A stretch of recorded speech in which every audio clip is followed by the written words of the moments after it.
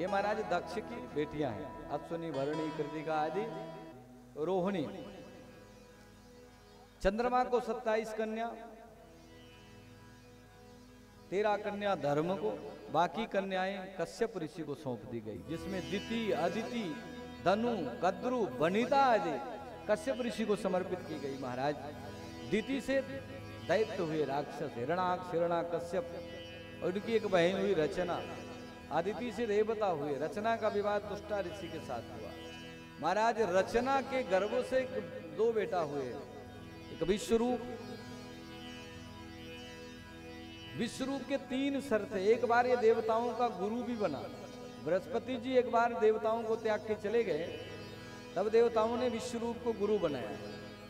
गुरु जी नारायण कवच का ज्ञान दे रहे थे, नारायण यज्ञ करा रहे थे। इनको लगा कि देवता तो मामा हैं हमारे, पर सगे मामा जो हैं तो ये हिरणाक्ष, हिरण्याकश्यप हैं, तो चुपचाप आहुति उनकी भी करा देते। तो जब इंद्र को पता लग गया, इंद्र ने म्यान से तलवार निकाला और गुरु जी के 3 सर काट लिया। गुरु जी का सर ही काट लिया, सर विहीन कर दिया। तो तुष्टा ऋषि नाराज हो गए कि भाई ये इंद्र अपने मतलब के लिए मेरे बेटे को पुरोहित बनाया, गुरु बनाया, इसका कार्य सिद्ध हो गया तो मेरे बेटे का सर काट लिया, अब क्या करूं? तो पिता बदला लेने के लिए यज्ञ करते तुष्टा ऋषि। उस यज्ञ में मंत्र टूटी हुई, इंद्र को मारने वाला मंत्र बोल रहे थे। इंद्र शत्रु प्रकट करना चाहते थे, पर मंत्र में त्रुटि हो गई तो एक असुर पैदा हो गया, प्रकट हो गया, जिसका नाम हुआ वृत्तासुर। वृत्तासुर देवताओं से युद्ध किया, लेकिन देवता परेशान हो गए उस असुर से। तो भगवान विष्णु ने कहा दधीची मुनि के हड्डी से वज्र बनेगा, उससे ये मरेगा। तो देवता लोग दधीची मुनि के यहाँ गए और उनसे उनकी हड्डियां मांग के लाए। अब बताओ, जीते जागते महात्मा से कोई हड्डी मांगे? कोई आपसे कहते हैं अपनी हड्डी, तो हड्डी तो तब देंगे जब शरीर खत्म होगा। महाराज तपस्या में थे, देवता पहुंचे, महाराज हमें आपकी हड्डियां चाहिए, बताओ। महाराज कहते हैं दधीची मुनि, देवताओं विचार नहीं किया, जो तुम मांग रहे हो मांग क्या रहे हो?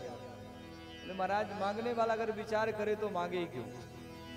अच्छा, तो तुम्हारा आना कैसे हुआ, किसने भेजा तुम्हें? बोले भगवान विष्णु ने। तो दधीची मुनि प्रसन्न हो गए, ओहो ये शरीर नश्वर है, आज नहीं तो कल नष्ट ही होगा, ये शरीर के द्वारा किसी देवताओं की रक्षा होगी, तो कोई बात नहीं, मैं ये हड्डियां देने को तैयार हूँ।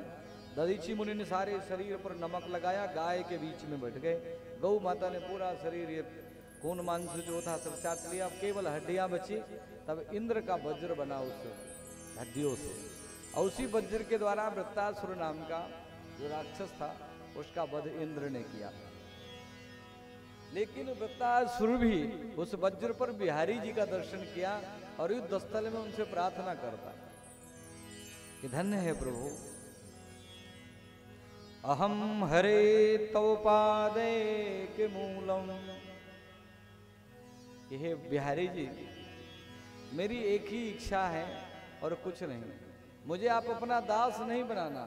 दासानुदासो भवितास्मि भूया, मुझे आप दासानुदासो, दासों का दास, किनकर का भी किनकर बना लेना, और बनाना जरूर। भगवान के कोई भक्त हो, अगर उसका भी तुम दास बन जाओ तो भी कल्याण हो जाएगा। ये एक असुर प्रार्थना कर रहा बिहारी जी से, समझिए। और ये भगवान से बड़ी प्रार्थना करता है कि मुझे अपना दास तो बनाना, दासों का दास, पर मेरे अंदर लगन कैसी बनाना, जैसे एक गाय जंगल चरने जाती है तो उसका बछड़ा एकदम इंतजार करता कब गौ माता आए मेरी और मैं दूध पीऊं। तो मेरी लालसा इसी तरह बनी रहे। भगवान कहते हैं तो स्वार्थ का प्रेम है, भूख लगी है तो प्रेम है, भूख नहीं तो फिर साइड।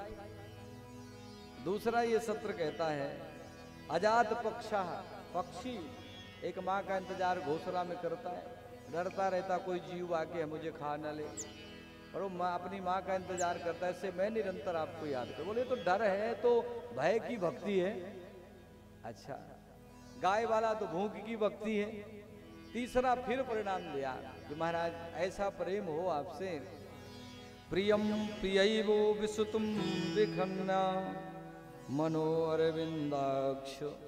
हे अरविंदाक्ष, हे परमात्मा, जैसे एक पति परायणा स्त्री परदेश गए प्रीतम का नित्य प्रति याद करती है, नित्य प्रति, ऐसे मेरे हृदय में प्रीति कर देना। जैसे पत्नी अपने पति से प्रेम करती है, निरंतर याद करती है, हर क्षण याद करती है, ऐसे आपकी याद निरंतर मुझ पर बनी रहे।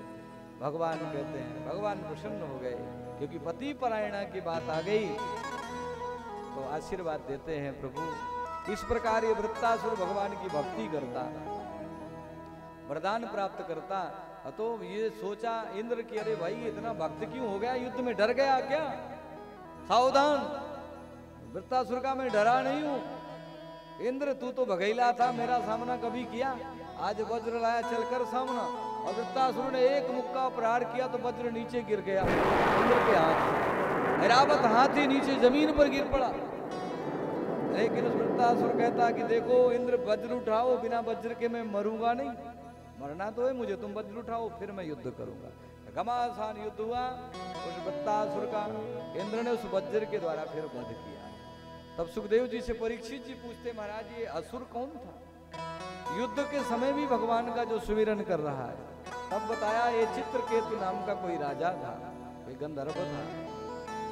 एक बात, भगवान शिव और पार्वती के बीच में कोई ऐसी बात कह दिया था जिसके कारण पार्वती मैया ने इसे श्राप दे दिया था कि जा तू असुर हो जा। आज वही चित्रकेतु असुर बन के वृत्तासुर के रूप में आया महाराज। अब वो अदिति माता के देवता हुए, दिति के राक्षस हुए। दिति के हिरण्याकश्यप हुआ महाराज। हिरण्याक्ष को तो भगवान ने मार दिया था, पता ही है आपको।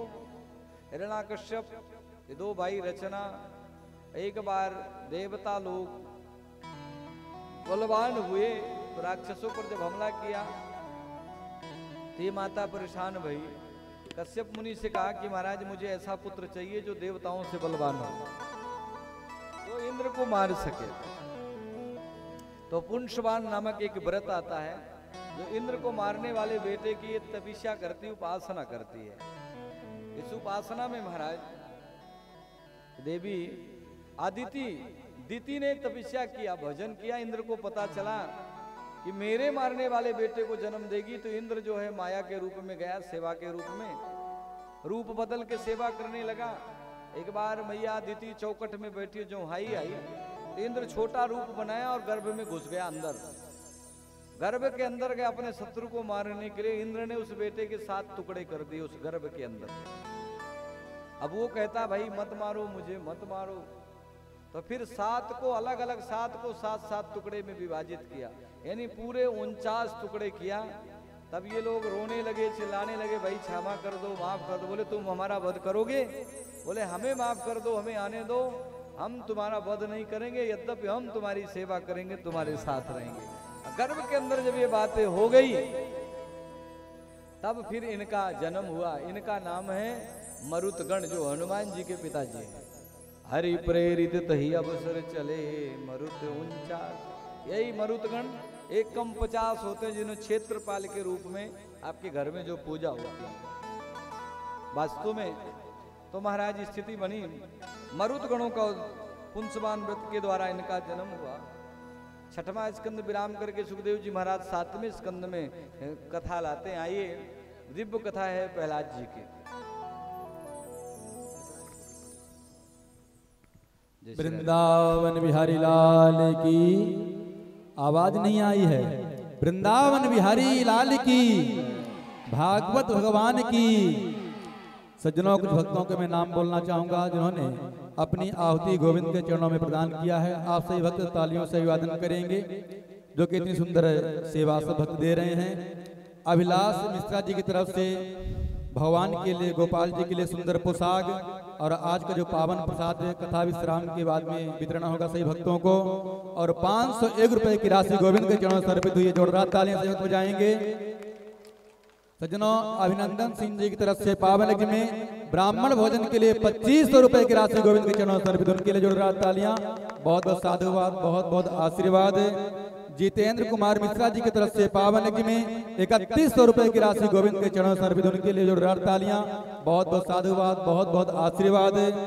और पप्पू भाई यादव जी की तरफ से पावन यज्ञ में 1100 रुपए की राशि गोविंद के चरणों में समर्पित हुई है। बहुत बहुत साधुवाद, बहुत बहुत आशीर्वाद। हमारे बीच में दमन से पधारे हुए अखिलेश मिश्रा जी आए हुए हैं, मैं चाहूंगा कि आए, पूज्य महाराज श्री से आशीर्वाद प्राप्त करें। और हमारे पप्पू भैया आए हुए हैं, वो भी आए, पूज्य महाराज श्री से आशीर्वाद प्राप्त करेंगे। ब्राह्मण सेवा समिति बापी से भक्तगण आए हुए, समस्त लोग आए हुए हैं, मैं चाहूंगा सही भक्त आकर के पूज्य महाराज श्री से आशीर्वाद प्राप्त करेंगे।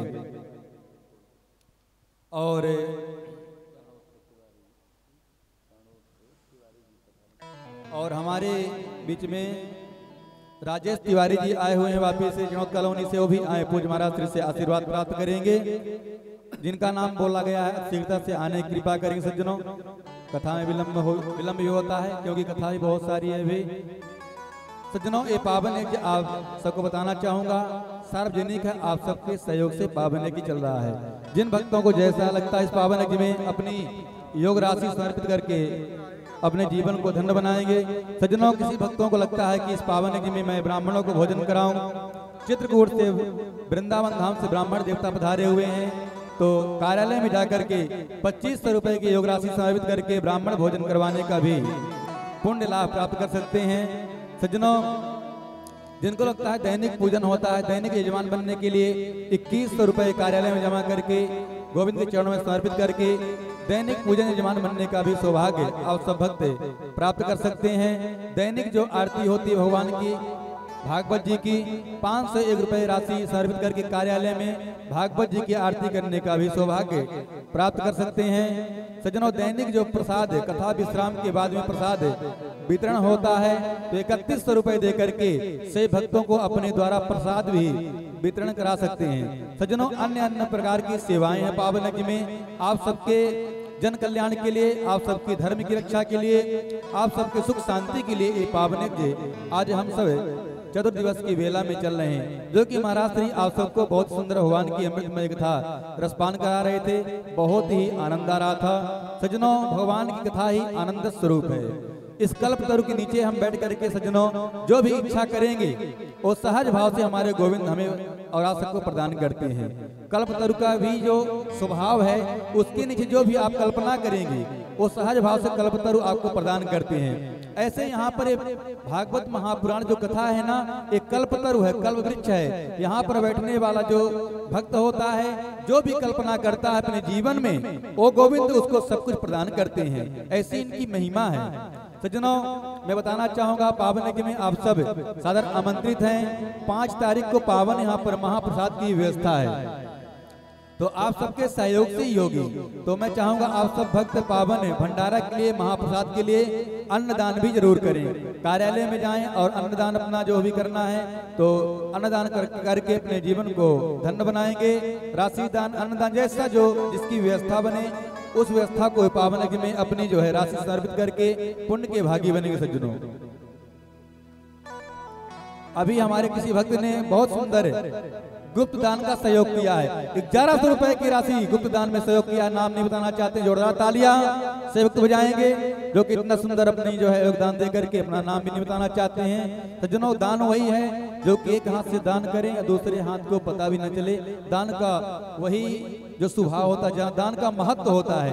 दान करने से जो है ना हमारे जीवन में वैभव, लक्ष्मी, संतान की प्राप्ति, यश की प्राप्ति, कीर्ति की प्राप्ति, हमारे जीवन में प्रत्युत्तर मंगल ही मंगल होता है। सज्जनों, कलिकाल में धर्म का जो एक पग है ना, वो दान ही बचा है कि जो कि हमको और हम सबको भवसागर से पार लगाने हेतु तो नौका रूपी साधन है। सज्जनों, हमारे अंदर तप तो है नहीं, भक्ति भी नहीं है, और ज्ञान भी नहीं है, वैराग भी नहीं है। मात्र हमारे पास में क्या परिश्रम से कमाया हुआ हमारा धन, अगर उस धन को थोड़ी अपने कोष से जो है थोड़ी निकाल करके भगवान की सेवा में लगाएं, गौदान करें, ब्राह्मणों के चरणों में दान करें, कथा में दान करें, मंदिर में दान करें, गौ सेवा में दान करें, वही धर्म है और वही हमारे साथ में जानने वाला। सज्जनों, तो इसलिए मैं चाहूंगा एक बार ब्राह्मण सभा के लिए जोरदार तालियां बजाएंगे सही भक्त जो कि बहुत दूर से चल करके आए हैं भक्त जो कि भगवान की कथा में बहुत ही इनका जो है भगवान भक्तों का लगन रहता है। हर जगह जहाँ भी कथा होती है महाराज श्री की कथा में हमेशा ऐसे भक्त पहुँचते हैं। तो आइए हम पूज्य महाराज श्री के चरणों में प्रणाम करेंगे कि हम सबको भगवान की कथा में लेके चलें। वृंदावन बिहारी लाल की। अभी कोई जाएंगे नहीं, अभी सुंदर सी भगवान बामन भगवान की झांकी आएगी। इसके बाद में भगवान की सुंदर भगवान श्री कृष्ण का जन्मोत्सव हम सब बड़े प्रेम से मनाएंगे। और इसके बाद में कथा श्रवण करने के बाद में प्रसाद लेकर के आरती करने के बाद में सही भक्त जाएंगे। वृंदावन बिहारी लाल की जय हो।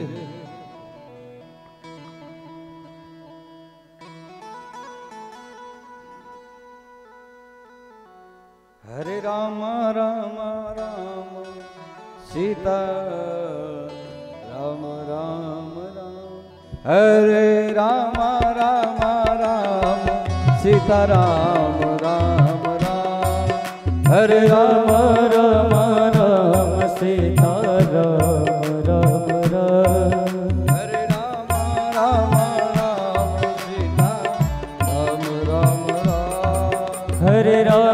राम राम सीता राम राम राम हरे राम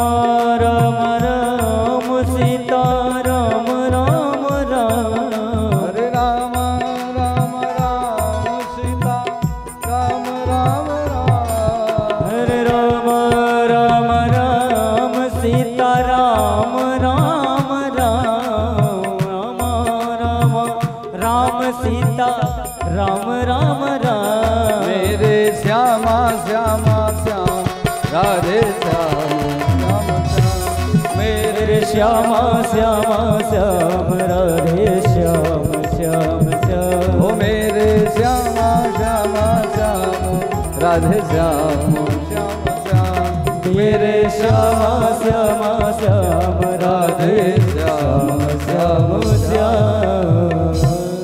बोले राधा गोविंद भगवान की जय।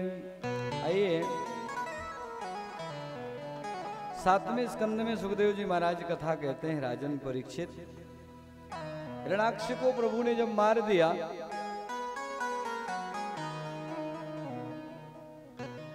हिरणाक्ष का वध हो भगवान विष्णु ने कर दिया था, तभी से हिरणाकश्यप जो है हिरणाक्ष का छोटा भाई ये भगवान विष्णु का कट्टर दुश्मन बन गया। और भगवान से बदला लेने के लिए इसने द्रोणाचल पर्वत जो था मंद्राचल पर्वत में जाकर के इसने घोर तपस्या की। सा तपे मंदरा द्रोणायाम तपा परम दारुण तप किया। इतना तपस्या किया। सुखदेव जी कहते हैं परीक्षित पहले तो ये तपस्या करने के उद्देश्य से जब गया एक पक्षी बैठा था जिसे आप सुख के नाम से जानते हैं। वो पक्षी की नजर पड़ी हिरणाकश्यप पर और हिरणाकश्यप की नजर पक्षी पर पड़ी तो पक्षी बोलता है नारायण। क्या बोलता है? नारायण। नारायण बोला तो ये उधर से मुंह मोड़ लिया। नारायण का ये दुश्मन था, उनके विरोध के लिए तो तपस्या कर रहा था, पीछे मुड़ गया। इधर मुड़ा तो इधर भी पक्षी आया, बोलता है नारायण। अरे राम राम, किसका मुख देख के चला? पक्षी की ओर झपटता तो पक्षी उड़ जाता। परेशान हो गया, वापस आया घर। पत्नी कयाधु थी, आप गए थे तपस्या को क्यों लौट आए? बोले एक पक्षी था। क्या बोला? नारायण। पक्षी क्या बोलता है? नारायण नारायण लक्ष्मी नारायण नारायण नारायण नारायण नारायण लक्ष्मी नारायण नारायण नारायण नारायण नारायण लक्ष्मी नारायण नारायण नारायण नारायण लक्ष्मी नारायण